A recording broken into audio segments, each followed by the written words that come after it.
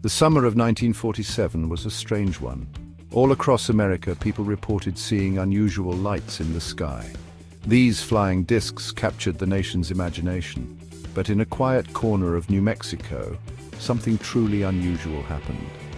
It all started on a ranch near the town of Roswell. The date was July 8, 1947. A rancher named Mac Brazel was out checking his sheep after a storm. He noticed something odd in one of his pastures.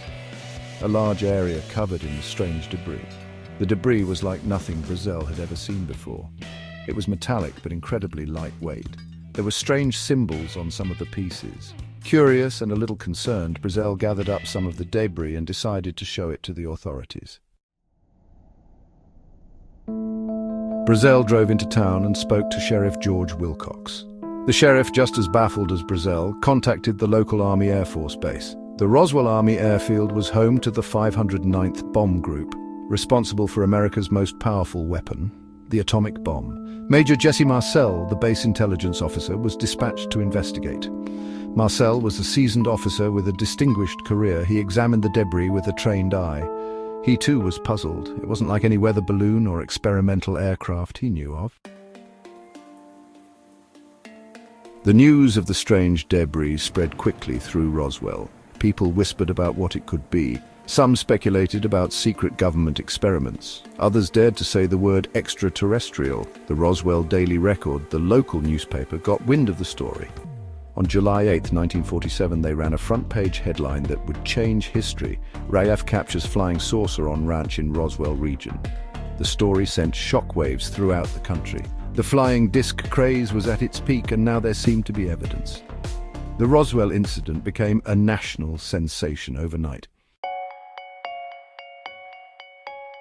The Army Air Force, initially forthcoming about the recovered flying disc, quickly backtracked. General Roger Ramey, commanding officer of the 8th Air Force, issued a new statement. The debris, he claimed, was not from a flying saucer at all. It was simply the wreckage of a weather balloon. To prove it, Ramey posed for photographs with Marcel and what appeared to be ordinary balloon debris. The public, for the most part, accepted the government's explanation. The Roswell incident faded from the headlines, or so it seemed. The story of Roswell didn't end there. In the years that followed, witnesses came forward with new accounts. Some claimed to have seen not just debris, but bodies as well. Glenn Roswell, a mortician, said he was asked to provide child-sized caskets to the base. He also claimed to have seen strange small bodies with large heads.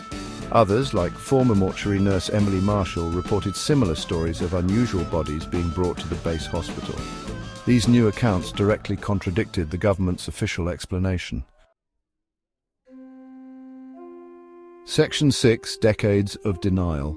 The government continued to deny any cover-up. In 1994, the Air Force released a new report on Roswell. This report claimed that the bodies witnesses had seen were actually test dummies used in high-altitude parachute jumps. The report also attempted to explain the unusual materials found at the crash site. They were, the Air Force insisted, part of a top-secret project called Project Mogul. This project used high-altitude balloons to monitor Soviet nuclear tests.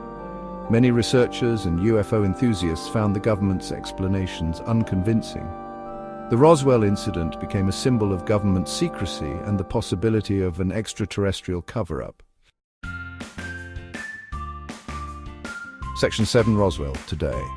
Today, the debate about what really happened in Roswell continues. The town itself has fully embraced its connection to the UFO phenomenon. Roswell is home to the International UFO Museum and Research Center, a popular destination for believers and skeptics alike. Each year, thousands of visitors flock to Roswell to celebrate the anniversary of the crash. They attend conferences, participate in parades, and even dress up as aliens.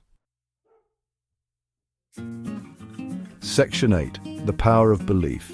Whether you believe a weather balloon, a secret government project, or an alien spacecraft crashed in Roswell, there's no denying the power of the story.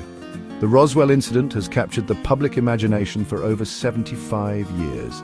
It has spawned countless books, documentaries, and fictional accounts.